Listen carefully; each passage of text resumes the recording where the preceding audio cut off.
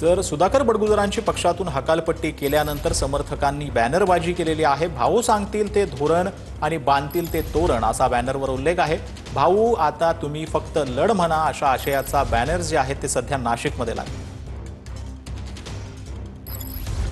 सुधाकर बडगुजर यांची उद्धव बाळासाहेब ठाकरे पक्षातून हकालपट्टी करण्यात आल्यानंतर आता त्यांच्या समर्थकांकडून नाशिकच्या सिडको परिसरामध्ये बॅनरबाजी करण्यात येत आहे। आपण जर या ठिकाणी बघितलं तर सुधाकर बडगुजर यांच्या समर्थनार्थ आपल्याला बॅनरबाजी पाहायला मिळत आहे। भाऊ सांगतील ते धोरण आणि बांधतील ते तोरण अशा पद्धतीचा आशय आपल्याला या बॅनरवरती पाहायला मिळत आहे।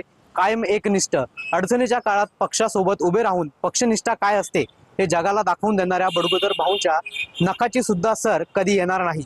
एकनिष्ठता काय असते आता आम्ही दाखवू, संघर्ष आम्हाला काही नवीन नाही, भाऊ आता तुम्ही फक्त लढ म्हणा अशा पद्धतीचा आशय आपल्याला या ठिकाणी सुधाकर बडगुजर यांच्या समर्थकांनी लावलेल्या बॅनरवरती पाहायला मिळत आहे। खरं तर सुधाकर बडगुजर यांनी 2 दिवसांपूर्वी नाशिक दौऱ्यावर असलेल्या मुख्यमंत्री देवेंद्र फडणवीस यांची भेट घेतली होती आणि त्यानंतर लगेचच त्यांनी नाराजी देखील व्यक्त केली होती।